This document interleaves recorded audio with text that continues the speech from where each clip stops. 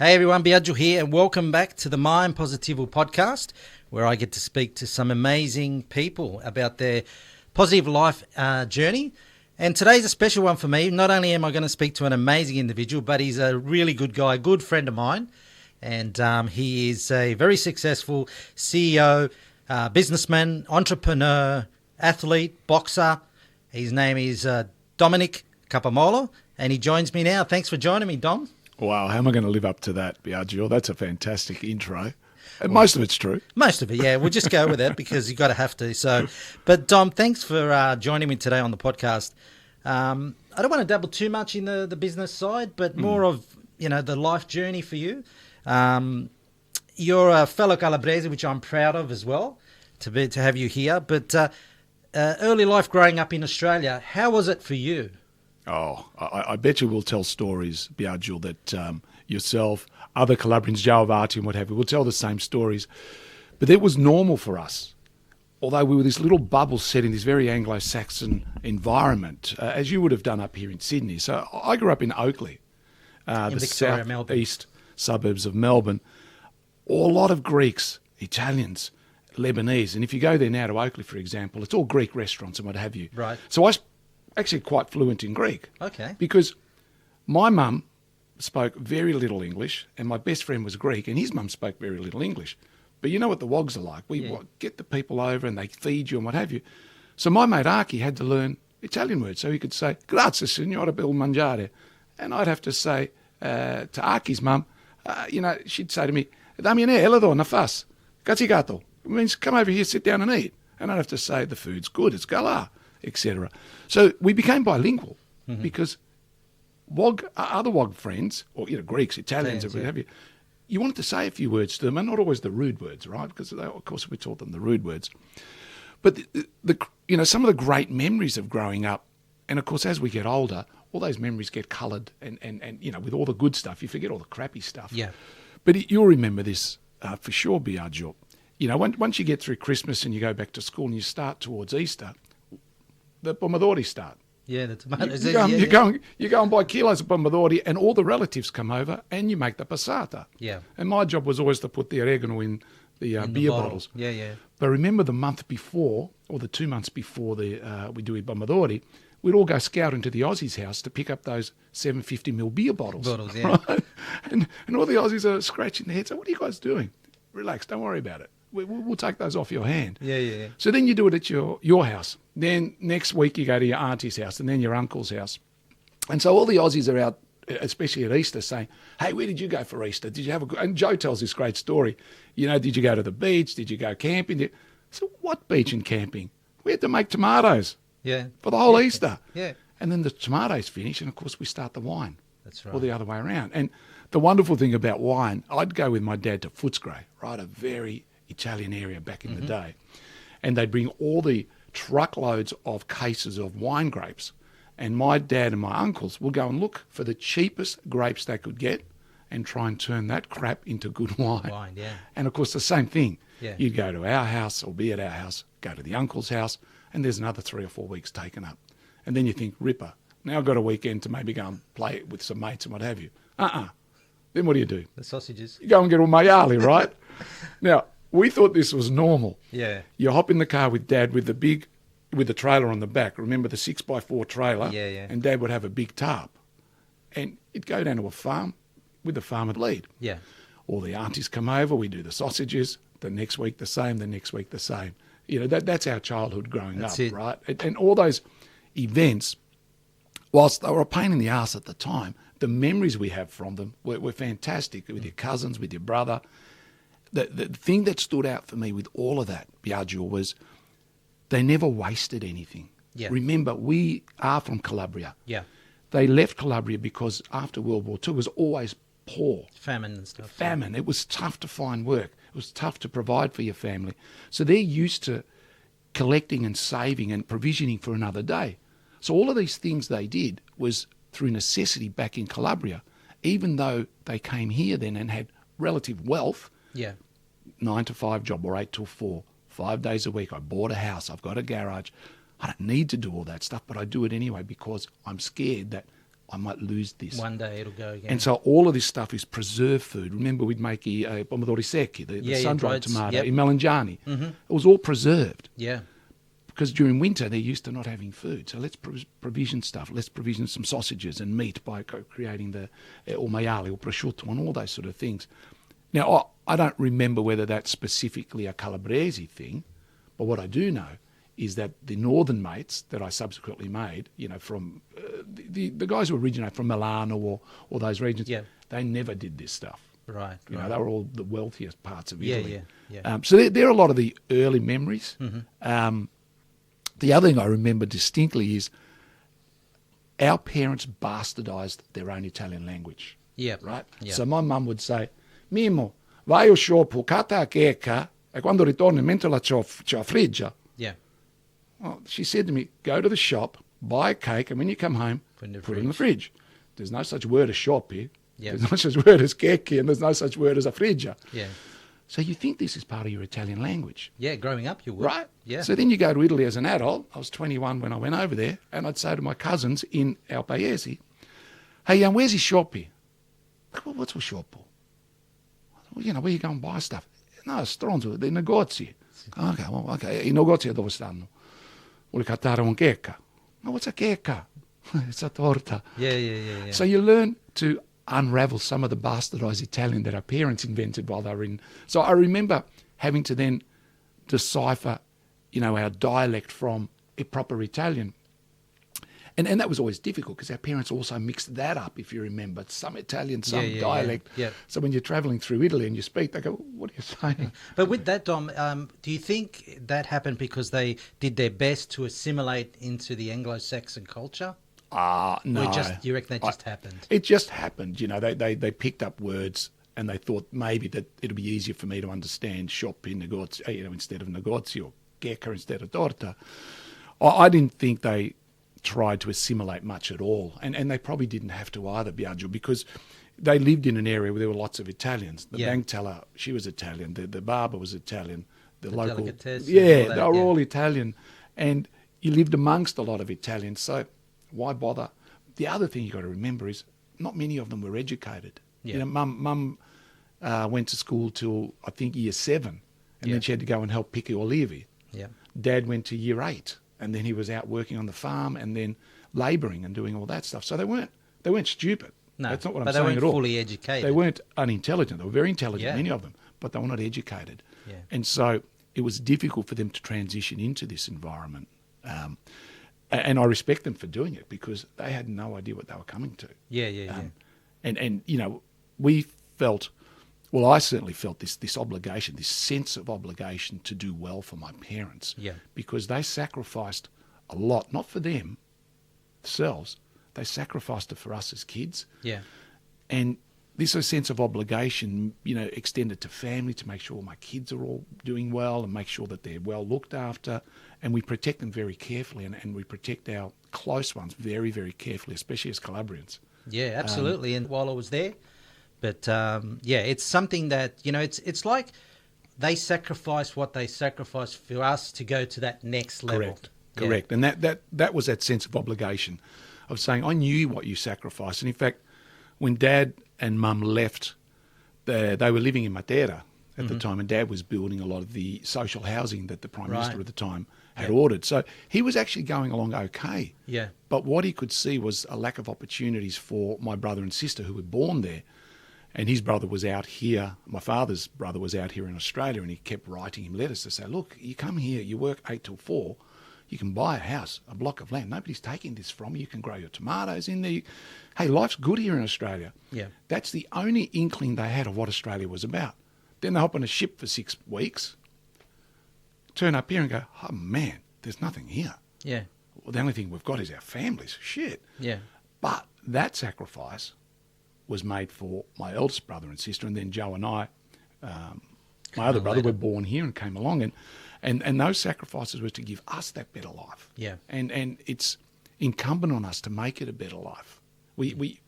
There's that obligation, that sense of obligation.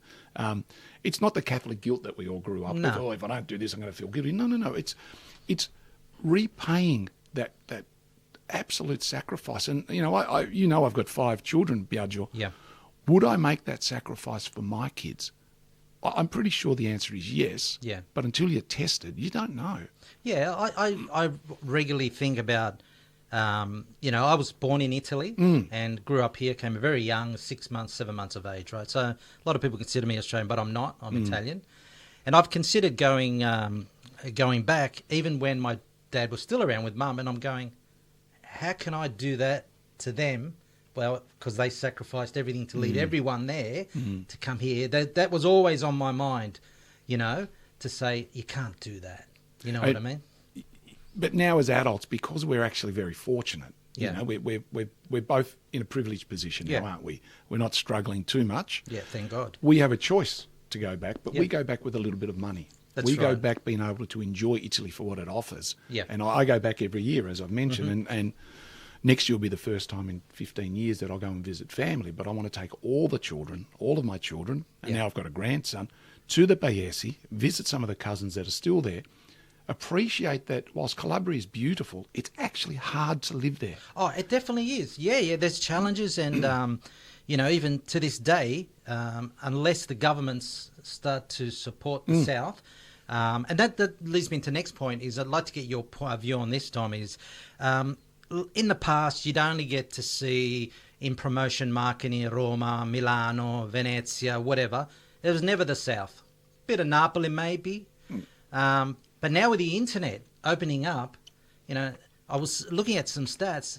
The Puglia region, Calabria and Sicily are the most Googled sites in Italy now. Exactly. I think that'll open up opportunities for tourism at least. What do you think about that? I completely agree, Biagio. I've been privileged to be able to travel to Europe once, twice a year, and not as much as some people I know, but I go back to Italy most years and I take the kids. And you do pick up the sense of tourism moving from north down south. Yeah. So we started to hear years and years ago that Naples, dangerous behaviour, go to the nice places, it's beautiful. Of course, the Amalfi's always been Positano. Because it was a movie star area. Movie star area has always been a hotspot. But then Sicily became big. Yeah. And it's growing even more so since that show White Lotus, right? Yeah, With Taormina. yeah. And Taormina's wonderful, but Sicily, Catania and all these other, Palermo, beautiful. Yeah, the beaches are best in the world. Yeah. Then Puglia became huge about 7 or 8 years ago. Madeira, which, of course, I mentioned earlier, my father helped build. Bari, beautiful town. Alberobello. The plains leading to Bari have these old olive trees, and we were driving through them about 6 years ago with some beautiful friends of mine, and we stopped just to look. And I said to Giuliano, "Mate, how old are these olive trees? A few hundred years old, maybe." He goes, "No, Dom, they're thousands of years old. Wow. There's one in there that's nearly 4,000 years old. They still bear fruit." Yeah. So these are those jewels that were never discovered. Yeah. And now I'm reading a lot about Calabria. People are discovering Tropea. Yeah. I've been going to Tropea for 30 years. You walk to the end of this small street and there's a sudden drop and there's a beautiful beach and a small island with a cathedral on it and a monastery and the like. So Calabria is set for this huge influx of tourism, which will bring all sorts of wealth to that region, but also brings all the other problems. All of those beaches that are beautiful start to get crowded. Yeah. All of the things we don't like about tourism, of course, are going to come as a consequence of growing tourism. But Calabria needs that money. They're still the poorest region in Italy by a long way for a whole host of reasons. Yeah. Some of which, of course, include the corruption that goes on down there, which who knows if that'll ever get sorted. Probably not. Yeah.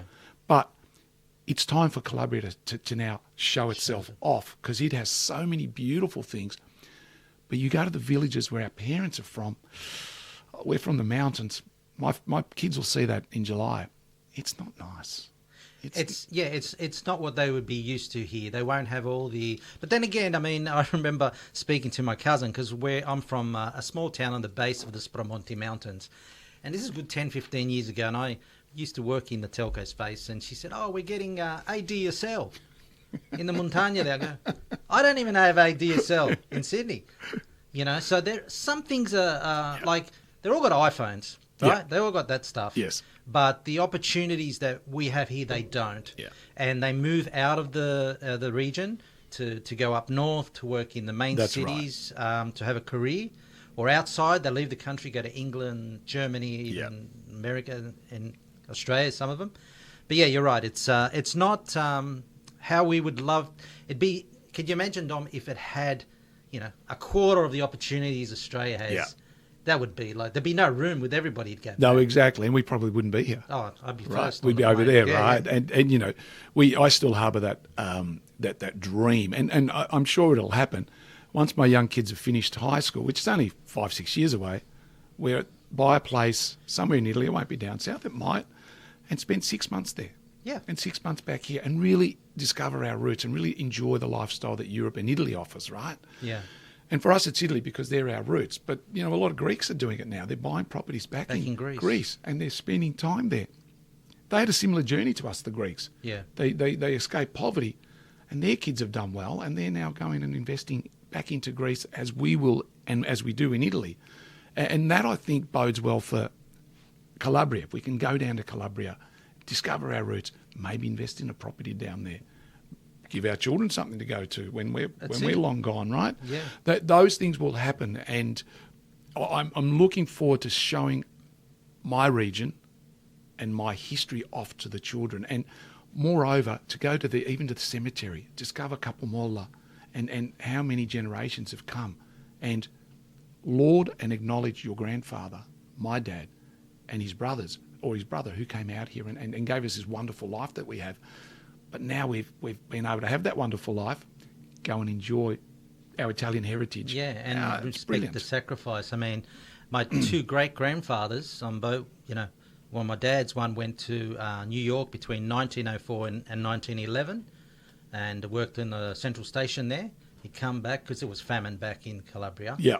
And the other one spent 19 years in Perth, my mum's my mum's grandfather.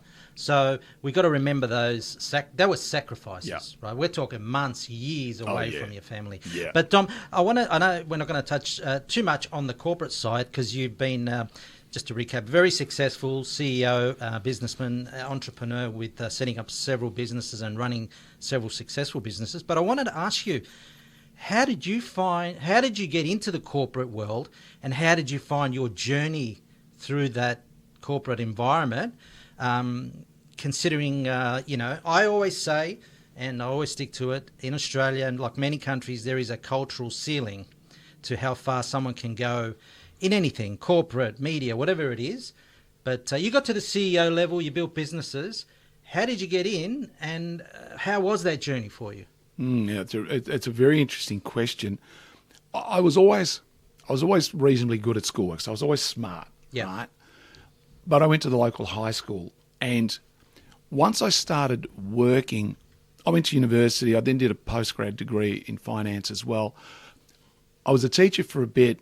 I didn't enjoy that at all. A secondary school teacher, mathematics and phys ed, didn't enjoy that at all. I got into sales. I thought, this I can talk, and I'm reasonably intelligent. I'm sure I can make a go of it. But I never felt satisfied. And then electricity markets deregulated in the mid-90s. Victoria got into a lot of trouble. Yeah. Jeff Kennett sold off a lot of our assets, privatised them. The market deregulated. I thought, this looks interesting. So I entered the market as a corporate account manager. Through my sales background, I'd managed people, and I really found my niche. Yeah. And interestingly enough, when I entered United Energy back in 1997 or 98, my boss was Kon Fa Wong, Malaysian Chinese. Right. And in there was a Zimbabwean, there was a Greek, there was Lebanese. It was this multicultural melting pot. Beautiful. But it was owned by Americans. So I felt at home immediately, right? Because it wasn't the white Anglo-Saxon environments that you always get in a corporate world. But what I started discovering, Biagio, was, hey, where did you go to school? This question had come up. To you? To me. I go, I went to Oakley High School. Oh, okay, where did you go? Oh, I went to Harbury, grammar or something like that. Private school. And they're generally white Anglo-Saxons. And you think, hang on, what's going on here? Am I being judged? And so I was embarrassed with where I went to school because it wasn't the school that I was expected to go to be in a reasonably senior position. But my mentor in energy for years was this manager, Kon Fa Wong, extremely intelligent, and exposed me to energy trading. Right. And I was in the United Energy business for about 4 or 5 years when it deregulated, and then got asked to move to Singapore to set up my first energy retailing business. And I did that. I came back to Australia and joined International Power. And again, International Power, they owned Hazelwood and a few other power stations, but full of a lot of kids of migrants. Right. And the boss was English. Yeah. So he wasn't a local Australian. And I didn't really see as much of that where did you go to school conversation appear. And that's when I met you. Yeah. Because we started negotiating, started International Power Retail, negotiated the joint venture, met you. Yep. I thought, hello, this whole energy space is great. I'm meeting another Calabrian. And we won't tell them how long ago. No. Let's say it was after 1998. You know, it was in the 2000s. It was in the 2000s. Yeah, it was. Yeah. It was after 1998. You know, and then that led to other startups. But the thing that I found was I was generally working for people that were foreigners themselves. Yeah, that makes a difference. On many occasions. Yeah. You know, I would see some of that. I agree with you to an extent. There is some of that cultural ceiling. Yeah. But, you know, there are guys in our industry, girls, but guys, Frank Calabria runs Origin, one of the biggest publicly listed. Guess where Frank Calabria comes from? Not Sicily, he comes from Calabria. I've met him a few times, great guy. Yeah. But, you know, I'm sure he had some struggles as well with his name and his looks like us. But, you know, I admire him because he's broken through that. Yeah. Yes, I had to punch through it sometimes. You know, we grew up being victims of racism. Yeah. You know, this is what these kids don't get. You go into these businesses and they, Dom, we have to have a diversity and inclusion committee. You go, fine, what are you talking about? Oh, racism and making sure there's no bigotry. And I would ask them, they're 20-year-olds, well, how much racism or bigotry have you suffered? Well, none, but we want to make sure there's none here. Yeah. So trust me, there's none here. Not while I'm here. There's no racism or bigotry. And they don't really understand what it did to us. I don't know about you, Biagio, but it made me resilient. You know, we have stories that we can tell about the racism, and you go, you know what, screw you, you idiot. You're a bigot, and you're small-minded, and you're stupid, and you're racist because you're scared that I'm better than you and will do things better and smarter than you. That's why you're having a crack at me, the choco, right? And so once you adopt that attitude, I actually think you can punch through any of those ceilings because they can't stop you. Yeah, and I have examples which I can't share on air because I'll probably get arrested. When I was a kid, I copped a lot of obviously at school like everybody else, and I wasn't the type of kid that would step back. So I would prepare to, let's say, defend myself, but we can't say what I was going to do. But, you know, I could have got in trouble. But, yeah, it was tough, but... it does motivate you to say, well, you know, even to this day, Dom, you know, we're in the podcast, radio world, media world. It is exactly the same as it was for us going to school. Right. If you ain't a particular, cultural demographic, you will not get a chance. But the beauty of it becomes harder, I think, Biagio. I'm not sure I agree with you won't get a chance. It becomes harder. It is a harder journey. But you make your own chances. Now you can with the internet. Yeah. Now, I mean, it doesn't worry me at all. I'm just saying what I've witnessed because going through what you grow up with in the corporate world. Yeah. And you go, God, it's still here. Yeah. But it doesn't matter because the internet makes it all a level playing field for everyone. Yeah, very much so. And you know, it probably goes a long way to explaining why so many immigrants are so successful in starting businesses. I mean, huge businesses that list for tens or hundreds of millions of dollars because they're like, screw you, I'll go and do this myself. You know, the Grollo brothers came from Calabria, I think, or at least that part of the world, and built one of the greatest construction empires in Australia. Yeah. I mean, a great example of two blokes off a boat. Yeah. You know, we have the Jewish community. How many of those stepped off the boat post-World War II, thought, screw you, I'm going to do this myself. And they were subject to a lot of vilification as well for being just Jewish. Yeah. But the thing about a lot of the Jewish people, they looked like white Anglo-Saxons, albeit they weren't. Yes. We looked different. And thank God, a decade or two later, the Asians came because they looked really different. And then after them, the next wave came from the Middle East region. Africans. And it was their turn to get the abuse. But me and my friends particularly, we defended the Asians when they came out because nobody defended us. And we felt their pain. And hey, you don't speak to foreigners like this. And then we defended, you know, those from the Middle East that came out. And we are really proud of the fact that we grew up through that racism. We came out stronger. I don't want my kids ever subject to it, but we're really proud of the fact we also defended the next lot of migrants because they shouldn't be subject to it, and then the next lot. You know what? One of the things, and I know I'm going off topic here a bit, keep going, Biagio, but you just got to listen to Joe Avati's stories. They're exactly what we grew up with. 100%. And you touched on the leadership side and a bit about the discrimination. But I wanted to ask you, have you seen a difference from when you started in leadership to now, and the impact that that the lack of the resources that are no longer there to support? Have you seen that difference in the leadership space? Yeah, I've seen leadership evolve materially in my, over my 30 years of working in corporates. When I first started, leadership was considered dictatorial. Right. You do this, you do what I tell you. When I saw this great cartoon where a picture of a leader sitting in a carriage being dragged along by 6 of his staff. Right. That's the old style of leadership. The new style of leadership like the Roman chariot. Correct. Taken, yeah. The new style of leadership is exactly the same cart with your 6 staff, and you're in the front guiding them to where they need to go, leading them. That's the evolution I've seen over the last 30 years, particularly the last 10, is you lead by example, and you demonstrate the behaviours you want your people to demonstrate. That's a little bit like being a father. Yeah. Right? Demonstrate the behaviours you want from your staff. Demonstrate to them that you're not asking them to do anything you wouldn't do. And if you can get them to follow you, as opposed to you pushing them in that region, you get a lot better results out of your staff, and you get a much better culture in the business as well. But those days of the dictatorial leaders, they're gone. And for no other reason other than you can get accused of bullying and harassment using that style nowadays. But that style doesn't work these days because people have choice. It's 4% unemployment. Yeah, yeah. You berate someone, they'll tell you to get stuffed and find a job tomorrow. Somewhere else.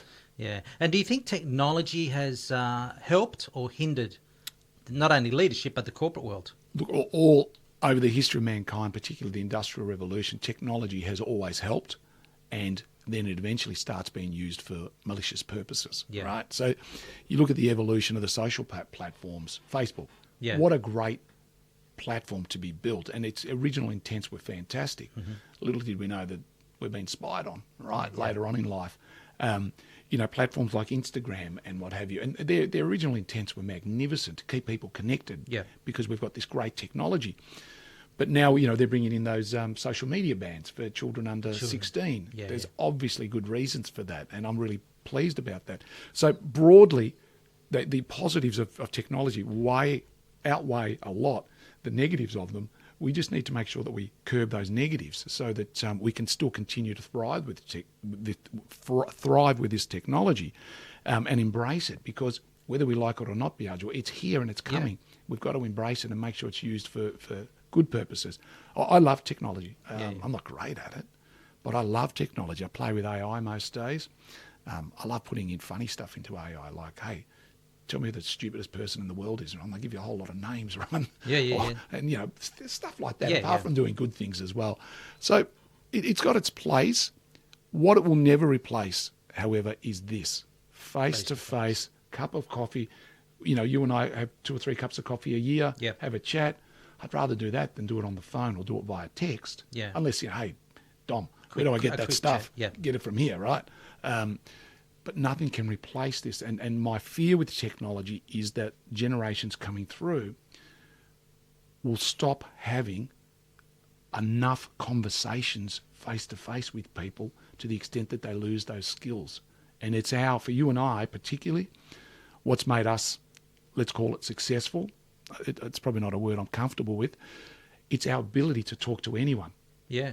Whether they're Asians, Australians, Jewish, Catholics, Muslims. Yeah. We don't care, you and I. We just talk to them as we would anyone else. But that's been born through our love of having a cup of coffee and a chit-chat, right? Yeah. And that's how you learn. That's right. It's everywhere. Like in Italy, it's there's a chat in the piazza. Everybody gets together with ladies. But right. I always say, Dom, there's only one race. It's the human race. Correct. Right? Correct. There's cultures. Yeah. I always have a problem with people saying that race, this race. Yeah, I agree. Because there's only really the human race, right? And but also with the leadership thing, do you think technology has helped in communicating and marketing stuff you need to get out to your clients or your staff compared to before? Yeah, absolutely. There's no doubt. I mean, when we started, it was emails and billboards and ads on TV. Yeah. Ads on free-to-air television's dying. Yeah. Radio. Free-to-air television's dying, so you need to choose different mediums. YouTube's huge. When free-to-air was dying, then, catch-up TV was the new medium. Yeah. Well, that's dying because nobody likes ads anymore. And so, TV's has been replaced by Netflix and all those other services. So it's made marketing easier to the extent that you can target much better than you did, because you can see through, YouTube and what have you, the demographics of who's using what, and so you can target your messaging. But your messaging has to be really quick as opposed to a 30-second ad. Yeah, yeah. It doesn't wash anymore. It needs to be a 5-second grab. 5 or 6. Because this generation that you're pitching to, they can't concentrate for more than a few seconds, right? Yeah, attention span is short. Correct. And that's been driven by this constant need for verification satisfaction. And they need it very quickly. That's why they've got all those tiny grabs on YouTube and other mediums, again, Instagram. That'll be the challenge. How do you get a complicated message that you want to simplify to an audience that need to hear it in 5 seconds? Because it needs to be no less than 5. That's the big evolution from those 30-second commercials we had on TV 30 years ago, 20 years ago even. And it's changing rapidly too, Biagio. It's moving at the rate of knots. Do you think businesses are now coming up to speed with it, or are they struggling to do what you're saying? Yeah, that's an excellent question. Good businesses catch up. Yeah. Really good businesses are on it. Excellent businesses are ahead of it and are investing in the right areas before it all comes along, and they're owning those channels and those spaces. Yeah. So Australia's magnificent at adopting new technology. We are a test bed for the world for many, many products, and if it works in Australia, Australians are very clever, but they're also very cynical. Right? Very few Australians, when they travel overseas, get ripped off compared to, let's say, Americans, Canadians, even a lot of these races, because Australians learn a sense of scepticism around what, they'll ask, what doesn't make sense to me. That doesn't add up to me. So to test products and marketing messages here, it suffers that scepticism and that review by the general public. And if it works here, it generally will work overseas, right? So it's gone through that test. So Aussies are used to adopting technology very quickly, and we do it extremely quickly. And so corporate Australia is really up there with using a lot of these new tools. AI adoption here in Australia is very strong. Probably not as strong as it needs to be. Yeah. But that's going to change very, very quickly. It's a great tool. I mean, I use it a little bit. Mainly, obviously, it's never going to replace that face-to-face, because that is what makes what we're doing now special. But, the creative images, a couple of sounds that you need, like jingles and stuff, that the human person can't do. And you're not, like, I didn't study creative arts to do all these designs. So AI is now my best friend when it comes to doing that sort of stuff. And you look like an absolute professional. 100%. AI is my lawyer. Yeah. I don't need a lawyer. You just ask the question. Ask the question, put a contract in, there outcomes. And you and I in our corporate careers have read many contracts. So we're reasonably au fait with, complex contracts. I don't need to read it anymore. I get AI to read it, highlight all the liability clauses, the warranty clauses, those risky clauses. Then I'll review it, and then I'll send back my comments. And it looks like I've sent it out to a tier 1 or tier 2 law firm to look at Ripper. It cost me $3 a month to subscribe to ChatGPT, and that's it. I've got a new lawyer. The job's done. Dom, I know we talked about our Calabrese culture, but I want to ask you, if you wanted to sort of, let's say we wanted to sell our beautiful Calabria to the world, because we've got plenty of countries that listen in to the podcast. How would you describe Calabria to the world? We did talk about the challenges, so we will leave that aside. But as far as, because originally of what I've learned, I grew up here, as I said. I didn't study in Italy, and the Italian academic world leaves this bit out, because prior to unification, we were part of the two kingdoms of Sicily. That's right. And we were the gold standard, let's say that, in the world. What would be the sort of highlight you would, some of the highlights that we would say to our friends around the world to go to Calabria and check it out and enjoy its beauty and what it offers? Well, interestingly and paradoxically, I don't want to sell Calabria to the rest of the world. I'm with you, I but don't we've want got to help them. But I don't want it because I don't want it spoiled. But Calabria is this raw gem that hasn't been polished, and we don't want it polished. It's a diamond that's been sitting there, in the tourism landscape for years and years, and it was a difficult place to travel compared to other parts of Italy because infrastructure wasn't built. Yeah. But that's what makes it so beautiful. It's raw, and what you get is authenticity. Any of those villages you go through in Calabria, people will sit you down, will take interest in you, will chat to you even though their English is terrible, and will welcome you effectively into their homes, even though it's their negozio or their shop. Yeah. That's what makes Calabria beautiful. The people, even though they're hard on the exterior, they're the warmest, most loyal people in the world. The beaches are beautiful. Many of them are rocky, but the water is this beautiful turquoise blue. Tropea is a great example, but it's one example of many. Oh, there's plenty around the corner. Calogna around the corner, where a good friend of mine, Tony Salerno, comes from. Calogna Marina. All of a sudden, they're building tourism apartments there. Yeah. So we can see this emergence now of recognition of Calabria as one of the last unexplored jewels, and that's really what makes it so incredible. For food and the like, Calabria is not the greatest place compared to some other regions of Italy, but the food is authentic. Yeah.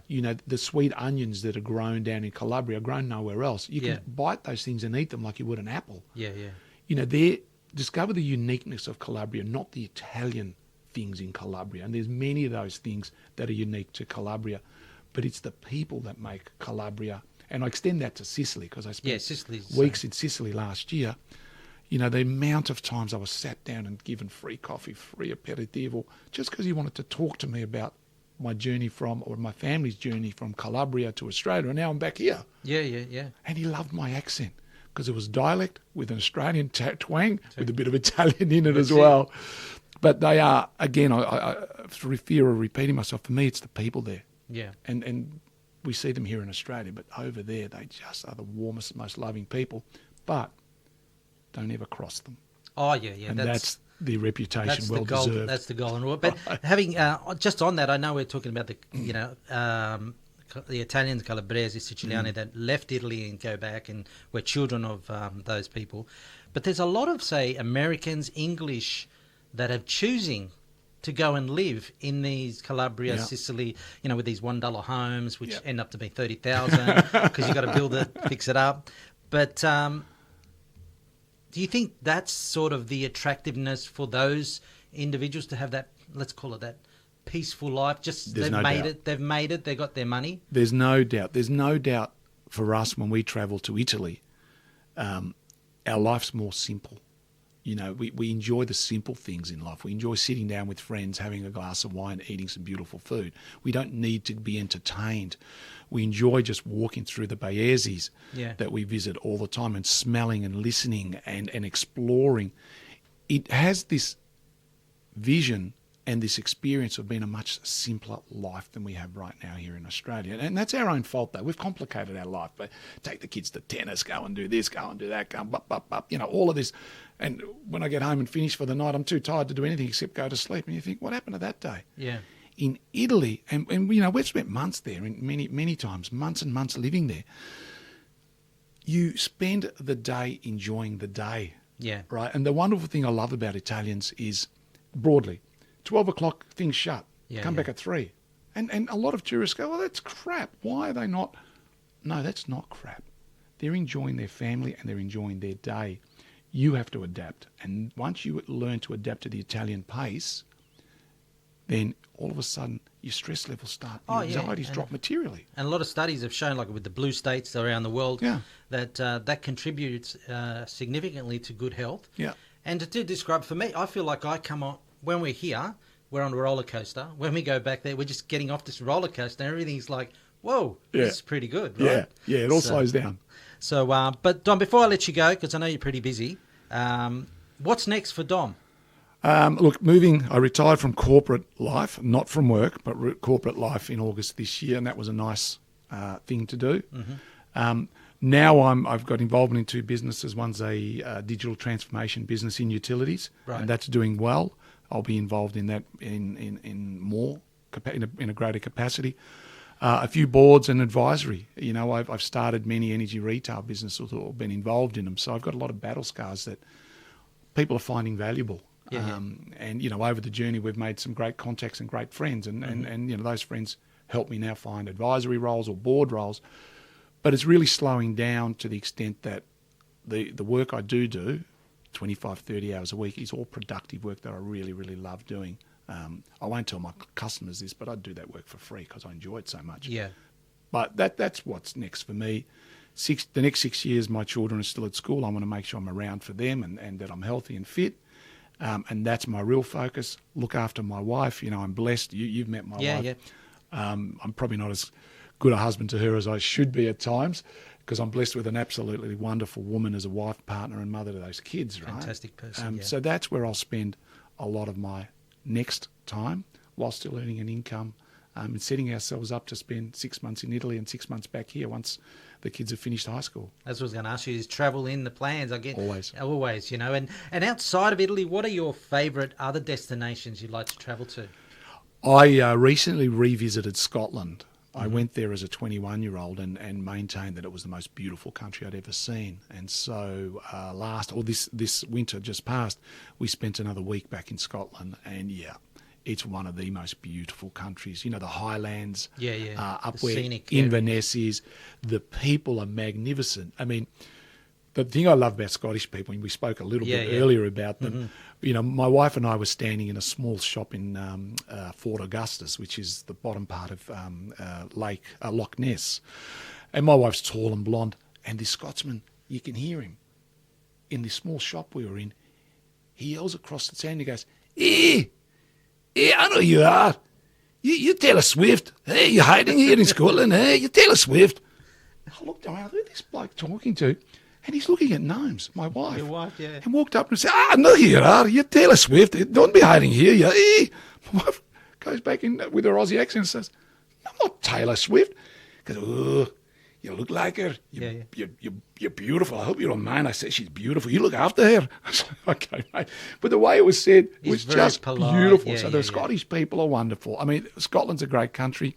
And you know, I spent some time in Finland up in the Arctic Circle visiting Santa Claus with the kids. Beautiful country, beautiful country. You know, but I've visited most countries in the world. They're just 2 standouts. Yeah. Cool. Dom, thank you so much for coming onto the podcast. It's been a real pleasure. As I said, for me, it's a special one because I've known you for so long, and it's great because it's not like an interview, it's a chat with a good friend. So we've got to do it again, catch up to see how you're progressing, what you're doing, and talk about our exciting ventures back home to our beautiful Calabria. It's wonderful, Biagio, and I feel humbled that you invited me to be here. So come thank on, you. man, you're going overboard there now, mate. It's a pleasure to have you on, and say hi to everyone in the family, and we'll talk again soon. Thanks again. Thanks, Dom.